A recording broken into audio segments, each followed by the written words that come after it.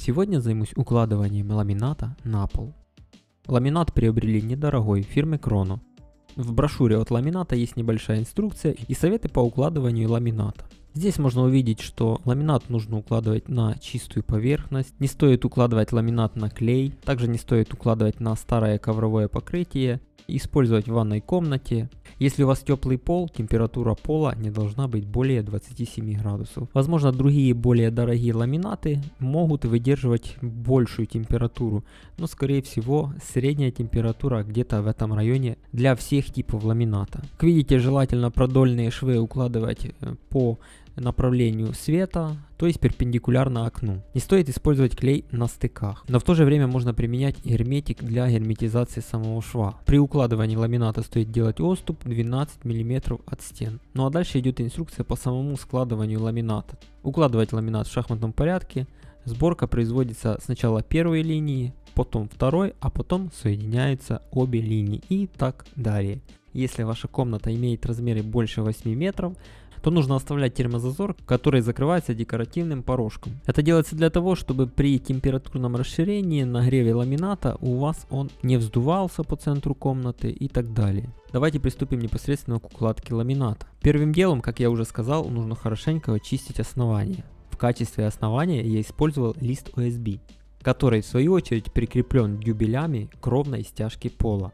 Далее застилаем подложку для ламината. В качестве подложки я использовал рулонный материал наподобие пеноизола, но только без фольги. Толщина материала 3 мм. В принципе, можно использовать пеноизол, хуже от этого не будет. На ваше усмотрение можно использовать подложку и подороже, но лично для меня это лишняя трата денег. Старайтесь, чтобы на застеленную подложку уже не попадала грязь. Я в свою очередь уже разувался, вставая на нее. Для начала укладывания нам нужно собрать целую полосу на всю длину комнаты. Первую дощечку укладываем так, чтобы ее ступеньки смотрели в сторону сборки целой линейки и в сторону набора дальнейшего пола. Берем вторую дощечку, подводим ее замок к замку первой дощечки, при этом дальнюю часть приподнимаем. После того, как замок сошелся, опускаем дальнюю сторону. Тут уже нужна подрезка ламината. Главное здесь не забываем, что нужно отступить 12 мм с одной стороны и с другой. Это нужно учесть при отрезании. Также внимательно убедитесь, с той ли стороны вы обрезаете, так как замки у элементов разные с обеих сторон. Отмечаем и отрезаем.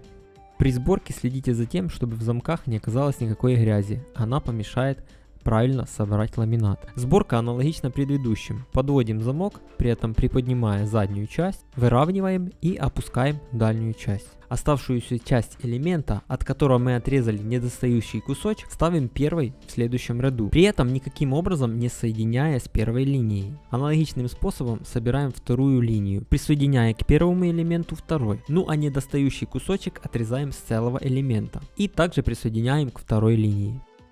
Далее первую и вторую линию нужно соединить вместе. Приподнимаем крайнюю сторону второй линии, подводим и стыкуем замки первой и второй линии. Обязательно делать это все по всей длине линий. После сборки рядов нужно еще простучать по кромке ламината, но не спешите брать сразу же молоток. Простукивать будем с помощью заготовки из того же ламината. Ее можно было отрезать еще с первого элемента, но так как я забыл об этом, я отрезал ее с нового элемента. Наша заготовка вставляется в замок ламината и уже по кромке заготовки можно стучать. При этом кромка ламината остается целой. Видите, какая щель образовалась между линиями ламината? Сейчас простучим и она уйдет.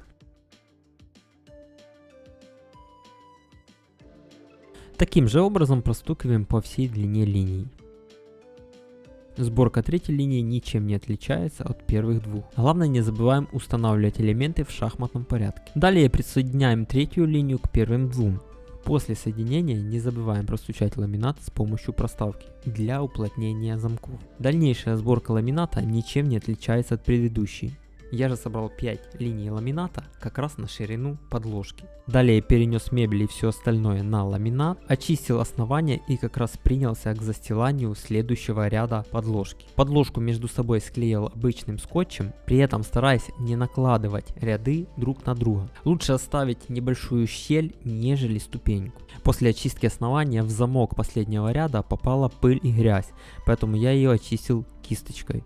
Желательно это делать при укладке каждого ряда. Возле дверей все так же укладывается просто. Главное, не забываем отступать от каждой стены 12 мм. Здесь я уже все вырезал, но сейчас покажу, как я это делал. Нужный элемент ламината подводите к стене и замыкаете в замок. Можно поставить метку и перенести ее с помощью рулетки дальше. Но если откосы в дверях имеют угол, их можно перенести с помощью планки, либо линейки. Прикладываем параллельно откосу и отмечаем линию на ламинате. Не забываем, что от этой линии нужно отступить еще 12 мм. Размыкаем ламинат, прикладываем элемент плотно к двери и ставим метку. Можно также, используя планку, перенести линию. Но здесь это уже будет линия реза, отступать не нужно, так как элемент плотно примыкает к двери. В момент установки мы его отодвинем на 12 мм. Соответственно, здесь будет зазор. Далее все как обычно, набираем линейку и присоединяем ее к полу.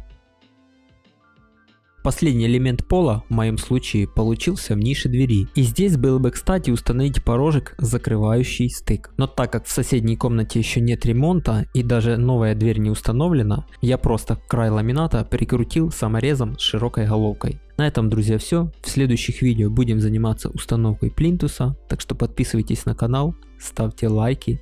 Всем пока, друзья.